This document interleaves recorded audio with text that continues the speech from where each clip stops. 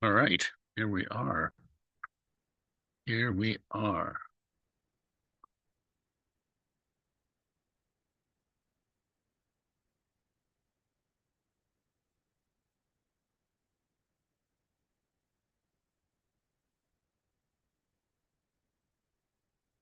All right, good evening, everyone.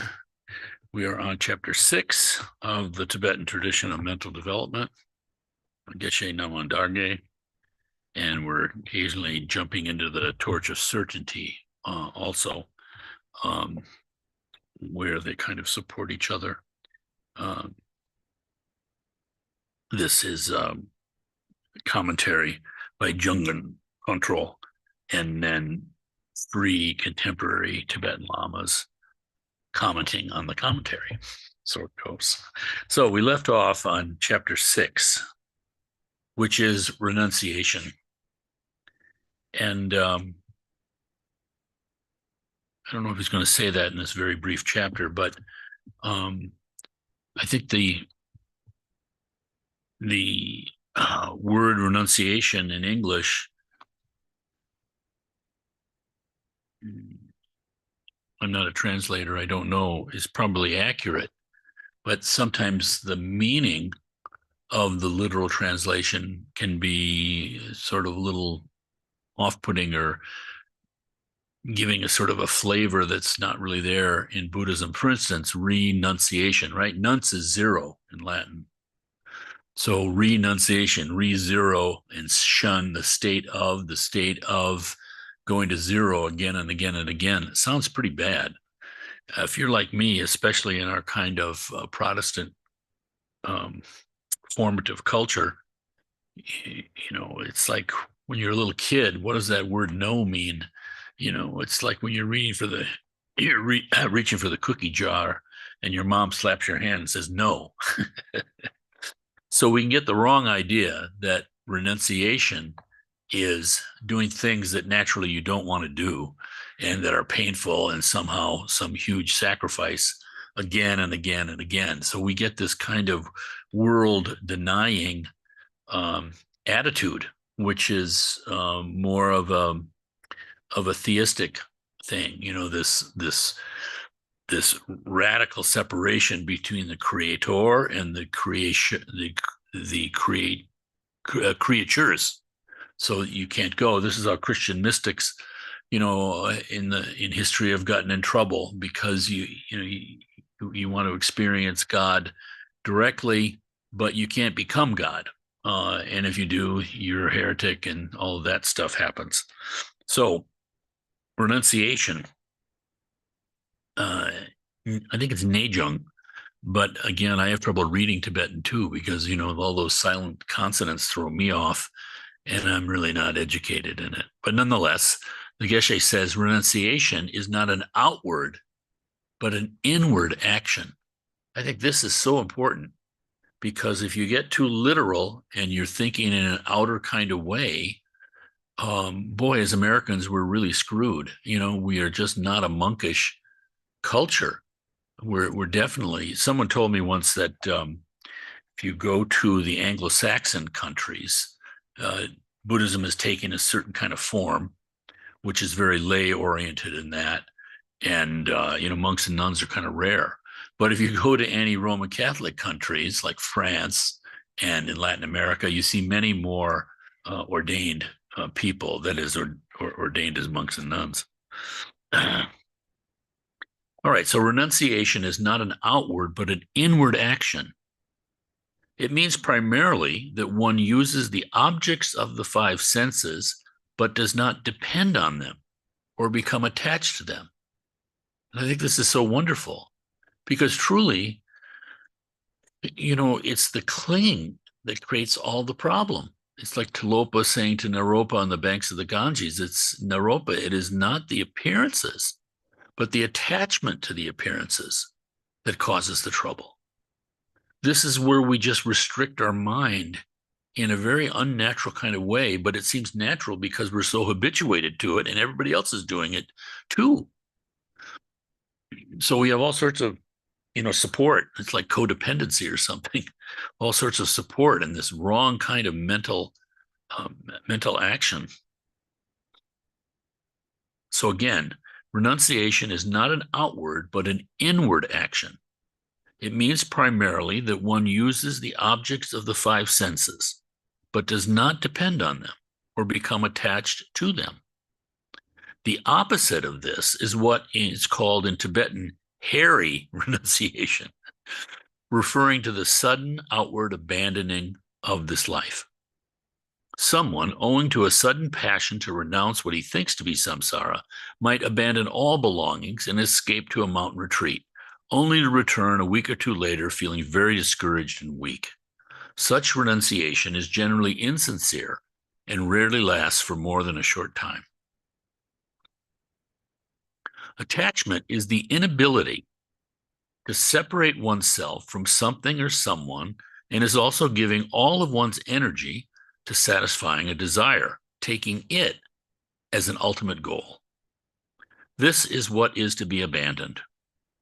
In relations with other people, detachment means realizing the truth of impermanence and the non-ultimate character of human relationships. Having developed such detachment, one should be happy to be with others, but at the same time be able to adapt to changing circumstance. The delusion of attachment is like a drop of oil on paper because it is very hard to remove from one's mind, whereas the other kleshas are like dust. It is a desire for permanence or non-change, making one's mind stiff and frozen. So the delusion of attachment is like a drop of oil on paper because it's very hard to remove from one's mind. And it's like this attachment is really kind of core. It's like the sort of the core of our ignorance. It's a step relating or developing from ignorance, but nonetheless, it's so there and so primal and so close that we don't even see the leap from ignorance to attachment. But attachment is perfect ignorance at the same time. And like an oil on paper, you can't get rid of it.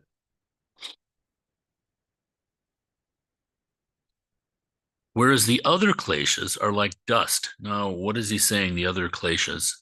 Attachment, I would guess, be anger. Anger is like dust. Jealousy is like dust. Arrogance is like dust. So it's not seeping into everything. I mean, this attachment is the basic delusion, really.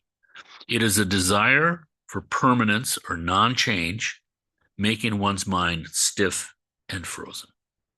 Whenever a strong desire for an object of the senses arises, rather than simply trying to negate this desire, thereby causing more conflict within oneself, one should contemplate suffering, and especially the impermanence of both one's own life and the satisfaction or pleasure that would be gained by fulfilling the desire.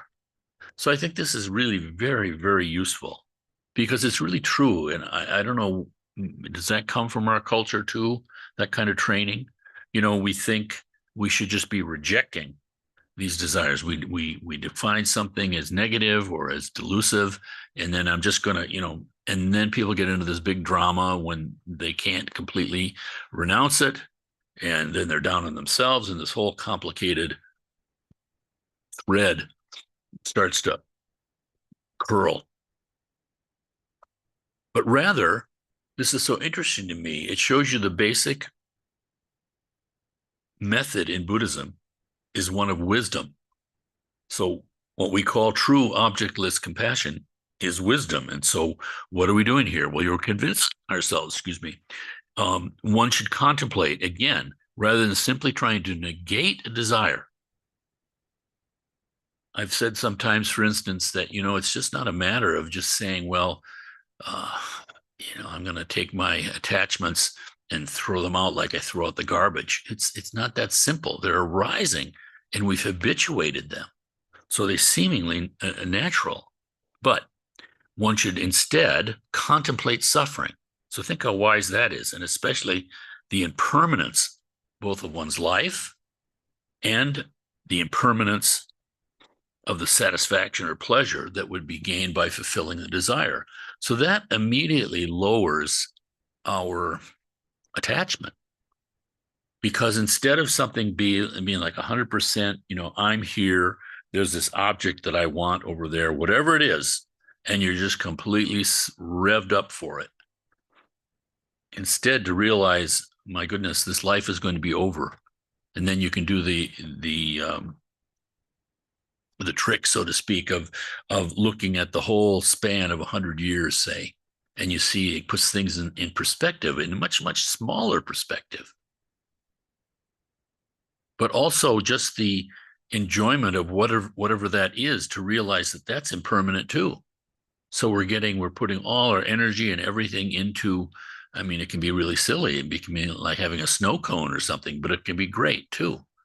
But once we see that those things are impermanent too, nothing lasts, then we're actually seeing, it's our wisdom acting. We're seeing the conceptual world as the world of appearances, as it actually appears to us, and we're not lost in some sort of attachment idea, which is somehow, you can see how that's a false refuge. We're confronted with this world of impermanence and dynamic change all the time, and we're trying to find something solid, something without even thinking about it, something that would be a refuge from that. And what we do is that we have some ironclad thought or belief or project, and it gives us, temporarily, but really it doesn't. But we can fool ourselves that it does, that it's actually a refuge away from all of this uncertainty. We're providing a false, fabricated permanence.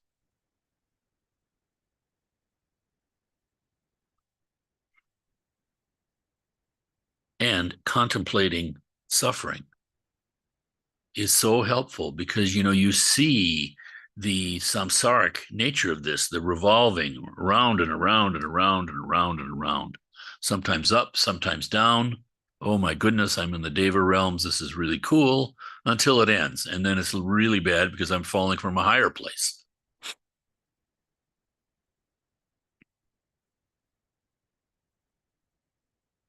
Attachment is much stronger than desire. For the former, attachment binds, while the latter may be fleeting. With non-attachment, one's outward actions are not harmful. And if one is practicing Tantra, it is possible to gain enlightenment even while living like a king or living in one's home surrounded by children. Strong desire for food may be counteracted by eating it like medicine, keeping the body fit so that the practice of the Dharma may be continued. When doing even small labors, one must keep one's mind on their ultimate purpose, the liberation of all living beings, for all action should be directed towards this ultimate goal. And so this is interesting. Attachment is much stronger than desire. We can look at our life and see how that is. You can have a momentary desire, and that's sort of what gets talked about in newspapers or in crime stories or whatever. This momentary desire, which passes, can be very strong, certainly can be motivating, certainly can ruin a life, depending on the nature of it. It can be totally innocent too, but at the same time, it's passing. It's not as strong, he's saying here, as attachment. So attachment is kind of the habitual, seemingly natural clinging to one thing or another. And that's different. You can see the desires as being something that sort of pops up for a moment, whereas attachment is the underlying bias, you might say. There again and again and again and again and again without even thinking about it. It's not examined. And again, we consider these things to be like reality. Renunciation. Okay. So that's his statement on renunciation, but I just felt it was so helpful, and not an outward, but an inward action.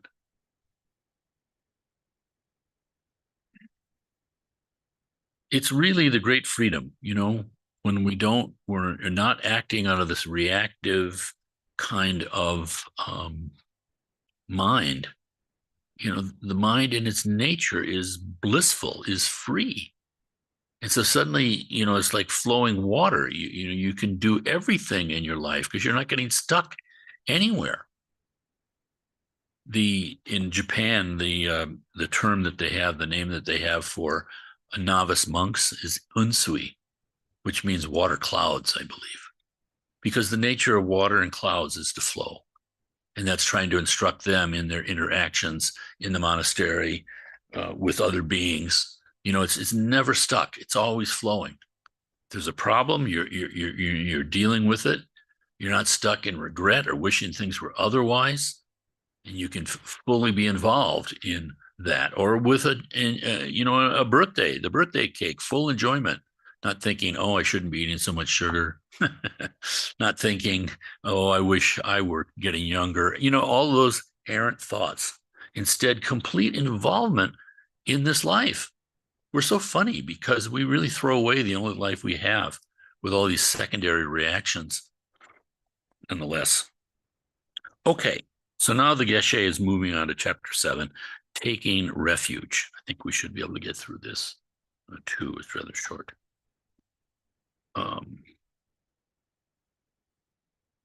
By taking refuge in the triple gem, Buddha, Dharma, and Sangha, and by acting in accordance with the law of cause and effect, one is able to attain a higher state of existence in one's next life. So taking refuge and acting in accordance with the law of cause and effect.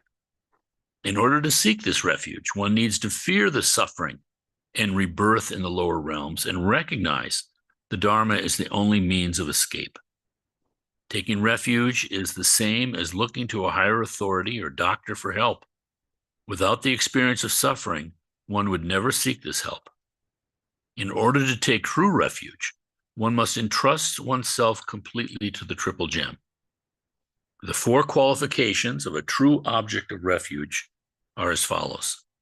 First, being free from all kinds of fear. For example, a person who saves another from drowning must be strong and unafraid of water. So a true object of refuge, free of all kinds of fear.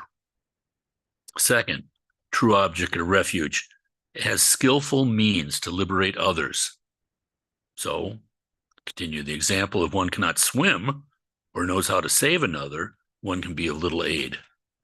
So one being free from all kinds of fear, having skillful means to liberate others. And this is so critical because truly this is what's missing in a lot of Western Dharma. This is really the greatness of the full Dharma is method. It's true, Buddha nature, but how do you get there, so to speak? Even though there's nowhere to get to, as human beings, we need to get somewhere because we're thinking that way. This is our reality. And therefore, there's this need for a path. And this path is a gift beyond gifts. The blessings of the Lama are just inconceivable. Because one is the path, the conceptual path. Why is that so important? Because people can stumble on things, so to speak, from their virtues from previous lifetimes and the merit they've built up. They can have spontaneous kinds of experiences. They can have partial kinds of experience. They can have all sorts of good things can happen. But this path, this conceptual path that's laid out is just extremely important because it is the manifestation of our absolute nature. And therefore, you can rely on it. This is time-tested, 2,600 years. It's enough time to sort of wring out the falsity. And so by even taking that conceptual understanding, by having confidence in it and just applying it again and again and again and again, the mind is trained. And certainly with the Madhyamaka, you come to the end of thought, and there's nothing else you can do but realize your own nature. And then from this incredible faith that just keeps one going, not judging oneself, not thinking, oh, I'm failing at this, and my meditation is a mess, all of this guy sounds like he knows what he's doing. All of those things that we do to put ourselves down or detract ourselves from this work, which is the work of our own heart, our hidden heart, our more powerful heart, the heart that is valid. In order to do that, you can follow in this seemingly outer conceptual, ordinary way, the ordinary Mahayana. And then you can have experience.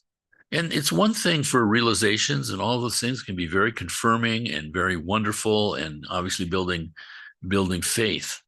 But from entering the path, when you get to a point when you realize in your inner practice, you're there, you've stepped onto the path, and you can just continue that. You see that things are the understanding is very limited, but there's something valid there. But more importantly, you've discovered there's like the work, and then there's the confidence that you have discovered the work and how to work. It's like that. We can read all the teachings and have complete faith that that's all real and that that's all valid. But there's an inner experience of sort of knowing that you're on the path. The mind has been trained to the point where you're just doing it. And of course, all of these things are like the opposite of a vicious cycle. It's like a happy cycle. One supports the other, the wheel turns, and even untoward experiences, increase your faith. So we've got 4 qualifications of a true object of refuge: free from all fear, skillful means to liberate others. Third is having even-mindedness or impartiality towards all living beings. So suddenly, you see the cockroach, you see the murderer, you see all these terrible people, but underneath it all, there's an evenness. You see that they are completely deluded, or they're living in a lower state of suffering. But the suffering is what holds it all together. You look at the happiest person in the world, not in a spiritual sense, but in a worldly sense, and you realize that person's suffering too, because the happiness that you see expressed, like some interview on TV or something, you realize that's going to change. And their momentariness of it is suffering too. It's the subtle suffering of unenlightened existence. So this even-mindedness, this impartiality, frees you to do what needs to be done, rather again, knee-jerk reactions. But also it opens you up to being able to accept everybody. And again, you're not accepting the negative things that are done. You're not accepting the hatred. You're not letting people walk over you or let them get away with doing something terrible, their own bad karma. But there isn't the hatred underneath it. There isn't this reaction of attachment. I like this one, I don't like that one, in these kind of, secondary judgmental kind of ways. Rather, there's, a feeling of love for all these beings. And you just see how they're going through all this suffering and dissatisfaction again and again and again, and they don't know the way out, and they want happiness and they're not getting it. So usually this is such a terrible kind of view that it's painful, and people don't want to think like that. So again, we take our false refuge of, I like that one, I don't like this one. World would be better if these people disappeared. Not seeing the workings of karma and our own karma, that we're in a situation where we can experience all these things rather than endless bliss. So in the end, it's not that problem. Even though the guy's a serial murderer, it's our problem. So free from all kinds of fear, having skillful means to liberate others, having even-mindedness or impartiality towards all living beings, and fourth, having the will to help others, regardless of what they may have done to oneself. You see this so clearly in Garwamche. There's just not all this kind of internal drama and judging people, trying to make people jump through hoops to come to the Dharma or to gain his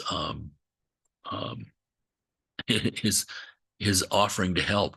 It's the spontaneous helping that's coming out all the time, because he's just gotten rid of all that stuff that is the obstacle to that.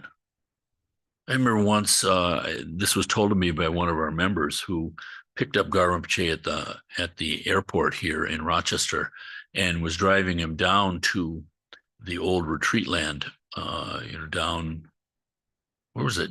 Was that Bloomfield where it used to be? I can't remember. Um, but nonetheless, and Rinpoche's sitting in the passenger seat doing his prayer wheel, and they drove by. You know, it turns out it was one of these giant kind of dairy operations with all these cows in there in their stalls, you know, where they're milked automatically by the machines and all that. I mean, really a tremendous kind of project. And there were no cars, there were no cows visible. It was just this, you know, this big kind of corrugated metal, but big building, no sound, no nothing. And Rinpoche's in the car. And as they drove by, he turns 90 degrees and pushed his prayer wheel in the direction of the barn and was spinning his prayer wheel at it. So it's just like this will to help others at any moment, and the impartiality of it, and the skillful means with which to liberate others. Someone once, excuse me, described Tibetan Buddhism, a Westerner who had practiced Zen Buddhism, you know, described Zen, and you might say this about Dzogchen and Mahamudra or Madhyamaka too, is like just jumping right into the deepest part of the ocean. But what he termed how Tibetan Buddhism was affecting him this is when the Tibetans first started coming to the United States after the conquest of Tibet. And he said it's like the Tibetans are going on every inch of coastline, every water, every river and brook and rivulet coming into the ocean. They're going through every bay and the whole thing. There's just method. There's so much method. In fact, for most of us as Americans, if you're anything like me, and I think we all kind of share these kinds of cultural, you know, we come from a culture where, you know, they're just saying, I'm just thinking Billy Graham, you know, giving his talks and saying, okay, come on down and commit yourself to Christ. And that's the big thing. People get up and walk down. It can be some very positive things, of course. But we're in this idea that, well, I just declare something and I'm born again, and that's all there is to it. And whatever positives might be in there, at the same time, the Dharma is so unbelievable with methods. You know, you come into a center like this and just all the tankas on the wall. What the heck are those things? And what's the symbolism? All those things they're sporting and wearing and reflecting. I'm amazed at how kind of ununderstanding we are, if that's a word. You know, if you think, I think it's very helpful with my daughter, especially the immersion that she's had in Indian culture due to majoring in Sanskrit and reading all these tremendous texts and the Vedas and Upanishads and, you know, many Indian texts that are non-Buddhist texts. But the sense in India of purity and the sense of dharma, meaning obligation, you know, we don't have the same heaviness of it, you know, where you're living in a place where, I mean, they've shown genetically, you know, these little pockets in India, you know, the castes, they haven't even mixed for like 3,000 years. Amazing, genetically. And so you're in a place where your village, your family, your everything, there's just tremendous tradition and therefore weight on you to sort of leave your family and go somewhere else. India is changing now, of course, with modernity and able to get on an airplane and go somewhere. But still, those bonds, you know, whereas America, what did we do? We came here and it was like, if I didn't like your neighbor, you just kept going west. That's what the Europeans did. So it's different, you know. Was that movie that somebody was in? I'm trying to think, was it Pray, Eat, and Love or something? It was from an actual um, account that someone wrote of her own life, you know, having some sort of domestic uh, disappointment with her family and her husband. So she leaves and, you know, travels around the world looking for all wonderful things. Americans do that, right? And we even say, well, that's a good thing. You're following your dream. You're doing all sorts of stuff. But for an Indian to do that, I don't know Indian culture, but at the same time, the duty, the obligation, dharma itself means duty. So when you think of Buddha Shakyamuni abandoning his family, abandoning his position as a Kshatriya, I can't remember the warrior class. Your duty is to rule over these people, and you're giving them benefit by doing that. So this is tremendous. So what I'm getting at here is even when we do, like the visualization, and when we learn or empowered, initiated into, say, a wrathful Buddha, I don't think it hits us as strongly as it must have Indians all those years ago. We see something wrathful, we think, well, that's kind of cool. People picture wrathful deities on the internet, and it's just kind of like, well, that's nice. But do they really understand? I mean, Yamataka is a great mirror. It's holding this mirror of reality up. And so you're seeing yourself in that. And when you see all that wrathful stuff, we don't like a mirror being held up to us. That's the last thing we want to happen. And so this form is doing that. It's actually something. Why are there so much samayas and protections and all? Because it should be absolutely scary to people. You're being shown your own ignorance and the result of that, the suffering that comes from that. But when people hold up a mirror, that's too much. We don't want that. And this is very human, of course. But nonetheless, I think we don't realize, and this is one of the real advantages of having contact with Tibetans culturally who understand this, but also our own study. So you realize this is just not a light thing at all. And at the same time, you start to appreciate the great value of that mirror being held up to you. We don't like that. Yamataka, it has this quality of whatever is thrown at Yamataka gets reflected back. And you see that even in our own world. The people don't like it. Why? Because there's this fundamental misunderstanding, and especially bodhicitta, but the whole thing, why are you suffering? How do you get out of suffering? Can you get out of suffering? And then what's even greater than the liberation from suffering? Okay, method. One should contemplate suffering and, when seeking a means of escape, look for a refuge that has these qualities.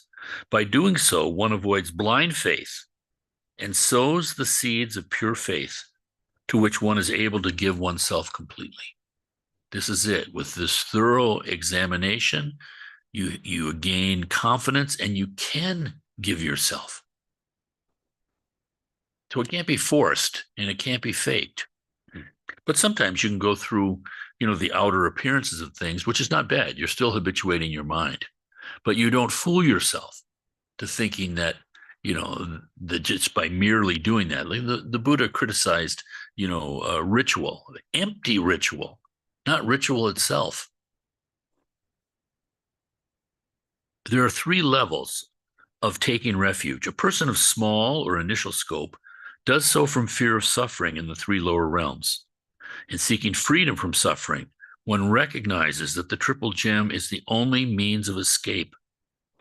One of medium scope fears the suffering of all realms in samsara, including that of the Deva realm, and seeks one's own liberation.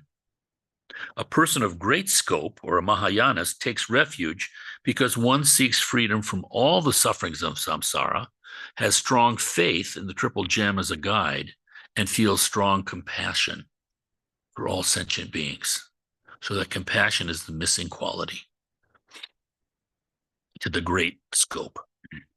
But there's nothing wrong with the level ones. One develops, you start out just this fear of suffering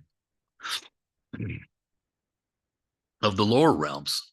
So just the gross kinds of sufferings that we imagine and see. We just I don't want lower realms anymore.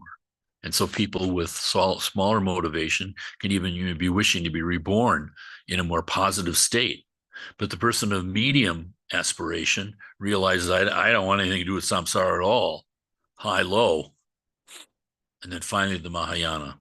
It is important to contemplate these 3 sources of motivation each day before taking refuge. The Buddha is present in all 3 objects of refuge, Buddha, Dharma, Sangha, as well as in one's guru. Thus, by taking refuge in the Buddha, refuge is taken in the entire triple gem. There are many objects of refuge, that people look to, such as money, a government, and earthly spirits. But these worldly refuges do not have the qualities of a true refuge. Earthly spirits, for example, being jealous and indifferent towards humans, are neither ultimate nor dependable and do more harm than good to those who take refuge in them. Only the triple gem is ultimate and possesses the means to end all suffering. And the Buddha has compassion for all living beings equally. There has never been a time when the Buddha neglected ripened beings. Thus, we must purify ourselves or become ripe in order that we may be open to us, the way may be open to us more fully. So it really comes to us. And even with doubt, we can plunge in like this. Because as we go step by step by step, our faith is increased. Because all the fears that we have, by not running away from them, by not suppressing them, by just simply letting them rest in the mind as we just continue in training in bodhicitta, training in motivation, training in meditation, mindfulness, awareness, everything that we do, all this vast panoply of methods, the doubt will disappear. And we can have just like ridiculous kind of doubts. There's this thing, I think it was Edgar Allan Poe maybe, who talked about this fear of the perverse. He said it's when you're on the edge of a cliff and you look over and you think, man, I wonder what it would be like to jump. This completely wrong thought, and yet it's there in us. The first time that, not the first time, but one of the first times that Lama Tarchin was here, I was driving him to wherever we were going. I can't remember what it was. I picked him up at the airport. That's right. I picked him up at the airport and was driving him just to wherever he was staying, probably our house, but nonetheless, driving him. And I had these unbelievably negative thoughts. I mean, it was very early in meeting him, but still it had some experience with him, and respected him. And it was totally, totally positive. I didn't have any like conscious doubt. But then again came this unbelievably hideous thought, like, oh, you're just an imposter, that kind of thing, charlatans, the Tibetans doing all this baloney, tricking all these people. I mean, just like really, really negative. So, we have all of that. We are so rich in just having this unbelievable treasury of negative thoughts, positive thoughts, all of this. And when you start to see that, then you realize just how incredibly wonderful the Dharma is, because it can purify all of that. And not in some arbitrary way, like jumping off a cliff or self-immolating yourself, but just through this practice of awareness and eventually compassion. It's a natural process. I mean, I think of it sometimes like shooting, lasers at a solid wall. That wall just is keeping you from reality. And there it is. It's just like you can't go over it. You can't go under it. I can't remember what the song of the Rondelles was, but at any rate, but those little laser things that we're doing, every moment that we have of awareness, every moment that we have of working on our motivation, and the moments especially of true motivation, it's like we're burning holes in that wall. And eventually it becomes just, a weak shell that a little push can knock it down. At any rate, it's getting lesser. It's not getting more. The Buddha possesses the following rare and precious characteristics of true refuge. One, he's attained permanent cessation from all suffering, and thus is free from birth and death. That's the third noble truth. Permanent cessation from all suffering, free from birth and death. Second, all his actions come spontaneously, free of effort. And this is something you can get a hint for, in a contact with a great Lama, this effortlessness of compassion. Third, this characteristic can neither be understood nor described in words, for it is the shunyata of the Buddha himself. In the same way, one cannot describe the difference in taste between brown and white sugar, yet a difference is experienced. So again, the ineffability There's something there. And it's like so frustrating in a way if you try to explain it to someone else because you can't. You can't because it's beyond concept. And yet there's something there that you see, and that's your wisdom mind. Fourth, he has complete wisdom regarding both emptiness and the nature of all phenomenon. Fifth, he has perfect compassion for all living beings. Sixth, he possesses unsurpassable power and thus is greatly effective in leading others to liberation. Some beings cannot be led by the teachings alone, but must be given physical evidence. In such cases, he makes use of miracles. Seventh, the Buddha has achieved his own ultimate aim, which consists of the first three qualities: permanent cessation from suffering, all actions spontaneously and free of effort, and then that ineffable, that you can't understand the emptiness of the Buddha, but there it is. And then finally, the eighth quality, he has attained the perfect means of delivering others, or the latter three of these qualities. So the perfect means are what? These latter three: perfect compassion, unsurpassable power, greatly effective, and he's achieved his own ultimate aim. Sorry. So here are the three. The perfect means of delivering others are complete wisdom regarding shunyata and the nature of all phenomenon, perfect compassion for all living beings, and possesses unsurpassable power and thus is greatly effective in leading others to liberation.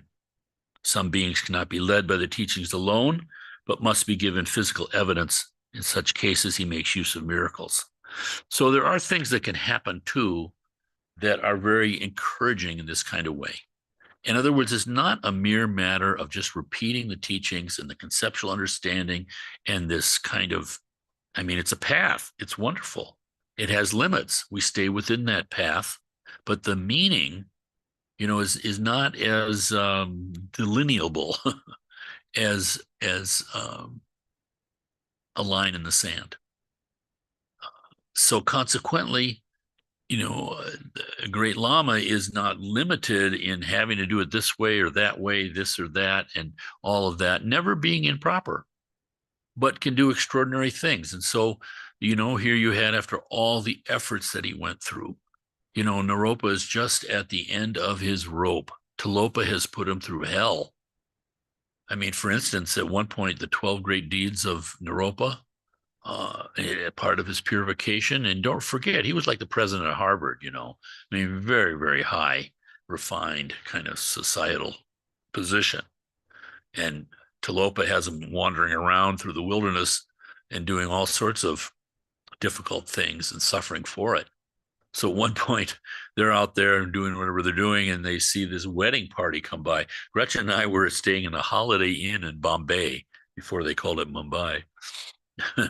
Bombay, and a wedding procession went by right underneath our window. We were like on the third or fourth floor. And there's nothing like an Indian wedding procession. All sorts of drums and bells and, color and just this joyful thing. And I can't remember, they have the bride, in some palanquin being carried around and royalty like, and the groom there wearing his big turban and all his fancy stuff. Anyway, this is a big thing, So Tilopa and Naropa are out in the middle of nowhere, and they see this procession coming by. And Tilopa says, if I had a real disciple, he'd go over there and get some soup for me. And so Naropa goes and begs some soup. The president of Harvard begs some soup and brings it back, and Tilopa's enjoying it. And the wedding party is still there doing whatever they're doing. And then I can't remember the exactness. We have to check me on this. But Tilopa says something like, if I had a real disciple, he'd go over there and like kiss the bride. And so Naropa goes and he's trying to give the hug to the bride. Of course, he gets beaten by her brothers and the whole family. He's just, so he's going through all of these things, right? This is training. This is the kind of training that we can't see in the West because we don't have the confidence, the faith that would allow us to benefit from that. So the teacher won't put you through that. But nonetheless, he's gone through all this stuff, walking across a desert, basically. And Talopa suddenly stops and says, make a mandala offering to me, and I'll give you the empowerment that you want. And Talopa at this point has nothing. He's wearing like a glorified diaper because he's lost everything. And what are you going to do? To do a mandala, you have to have a certain amount of gold, and it's like just all these ritual kind of prescribed limits. But in his desperation and his pure faith, he sees the sand and he urinates on the sand, which makes it a little bit, like you can make a sand castle. He makes a mandala, this rough mandala out of this urine-soaked sand, and he offers that to Talopa. And then the final purification, Talopa takes his sandal and whacks Naropa across the face, knocks him out. He falls down with his urine sandal. But when he woke up, he was completely enlightened. So, we're not willing to go through things like that. And you don't go through things like that for the sake of going through things like that. So you say, look what I went through, like some Navy SEAL training or something. But because this kind of amazing kind of faith. But of course, you have to have really the support of the society too.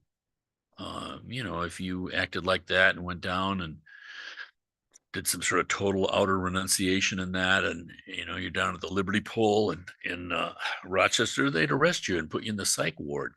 So we're not quite ready for that, but nonetheless, it gives you an idea. All right.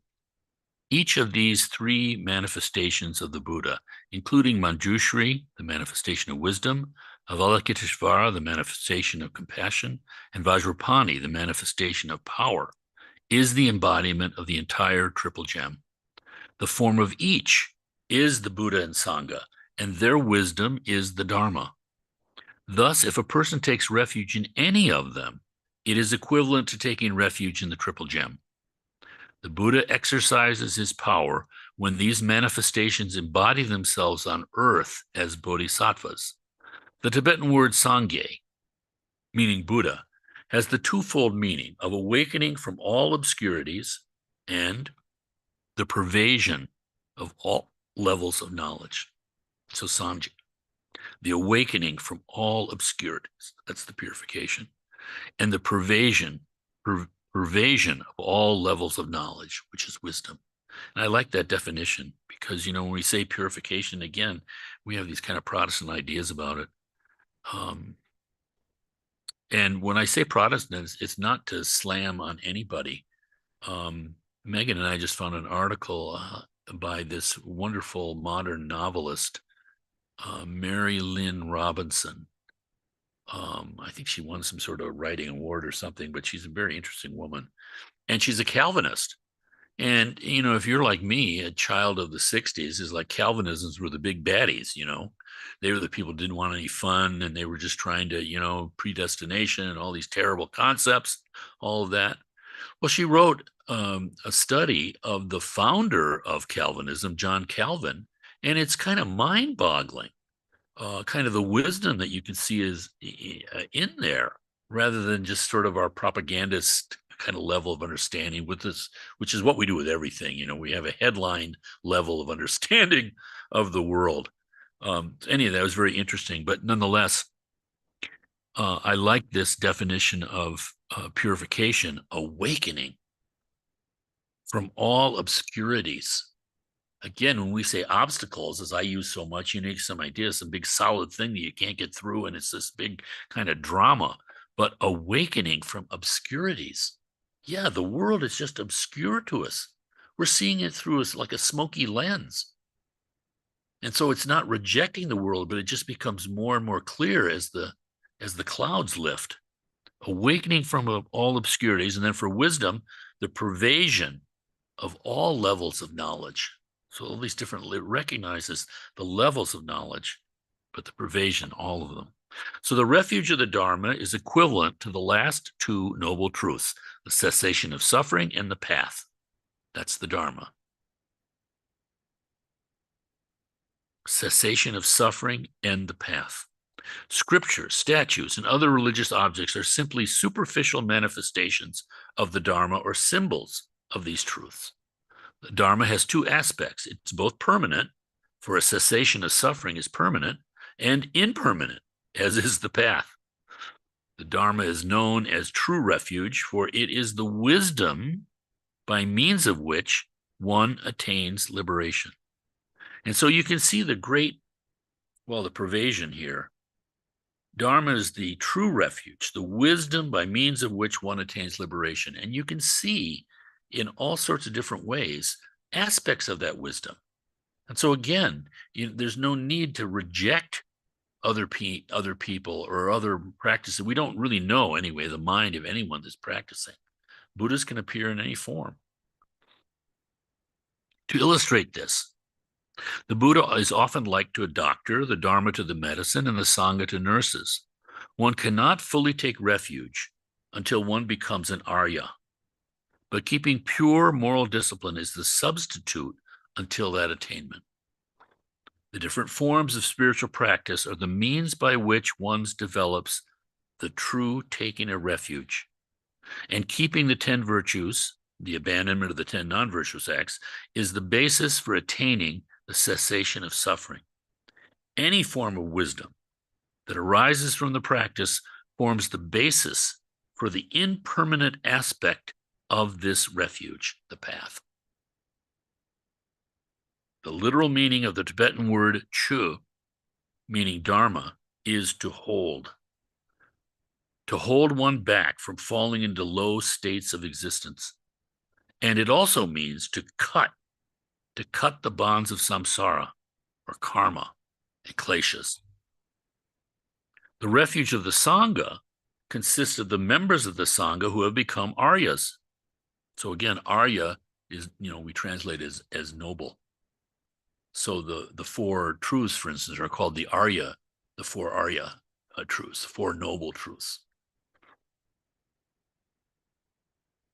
And this is interesting too, just the derivation of it, because the modern country Iran, this is Arya. The Aryans way back when were the people who came from the north, conquered India, and brought the Vedas with them. So it means noble, but unfortunately, when the Nazis got going in the 30s and they were corrupting this by saying Aryans were, the noble ones, Aryan, it sounded like racism, and there you go. The modern world is so confused, but nonetheless, I think it's so interesting that Iran, our big enemy, is Aryas. All right, the refuge of the Sangha consists of the members of the Sangha who have become Aryas. This is the ones who have attained to self-liberation. That's what this means. They are the true refuge, although a group of 4 monks is held to be representative of the Sangha.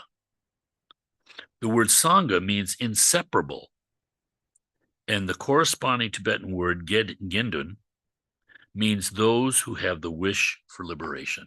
Isn't that beautiful? And finally, there are 2 types of refuge.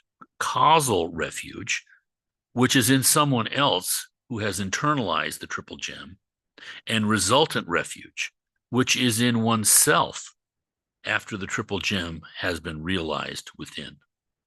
When one first takes refuge in the 3 manifestations of the Buddha, they are an external refuge, but as one develops, this gradually approaches an internal refuge. The external refuge cannot help without the corresponding efforts of the disciple, but when both act together, they gradually merge into one. Let me just check the torch of certainty just briefly for anything on refuge. Of course, it's the 4 noble truths, the 4 truths rather, that lead the mind to Dharma. Leading to Dharma is taking refuge. It's often called, the refuge is often called about opening the door to the path. All right. See what they say about refuge.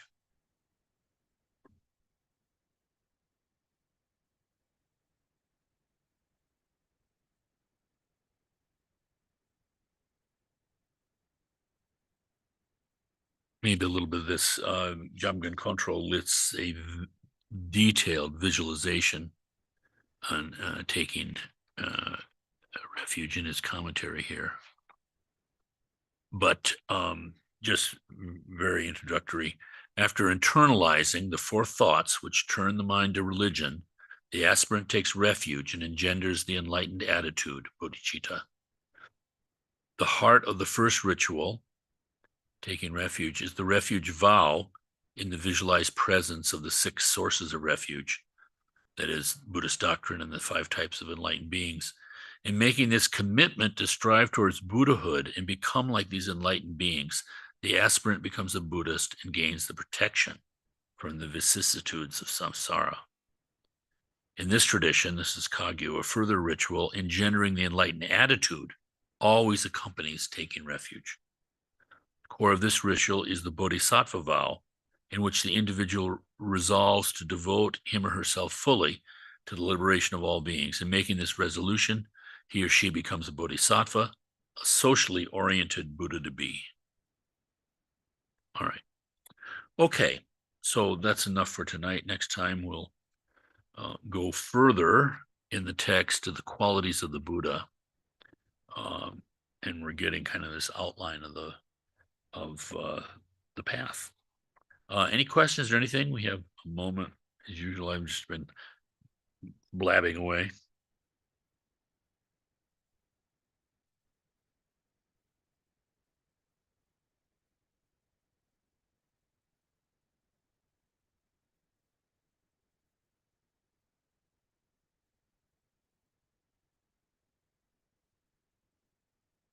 Close with this dedication. I'm reading from the end of the two, sometimes called the greatest commentaries on Shantideva's wisdom chapter.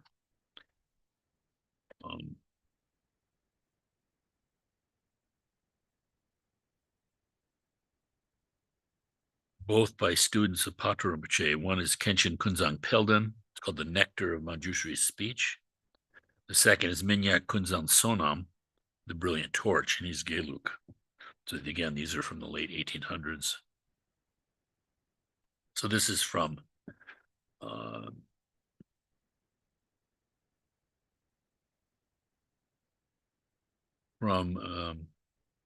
Kunzang Sonam's dedication. In accordance with the intention of the Buddhas and Nagarjuna, I have relied on the text explained by the Bodhisattvas and explained it in simple terms for the sake of beginners. However, the meaning of the text is profound and hard to understand, and I am poorly trained and of feeble intellect. Whatever I have corrupted by the stains of my immature mind, I therefore confess from my heart to those who have the eye of Dharma. If I might have done the slightest good thing, which has arisen from the strength of my intention, may it cause all beings to enter this excellent and profound path, and be able to hold without exception the sacred Dharma of the conquerors. May I too gain a good support for practice throughout the series of my births, and in order to grasp the profound meaning of the transcendent wisdom so difficult to fathom, may I be able to give up my body and life, become the equal of the Bodhisattva Sadaprarudita. May the sun of the doctrine of transmission and realization shine brighter and brighter. May the supreme holders of the doctrine of transmission and realization increase their activities. May those who hold the jeweled treasure of transmission and realization increase the Sangha. May all be auspicious for spreading the practice and study of transmission and realization. And may every last one be free. Svaha. Okay. Thank you all.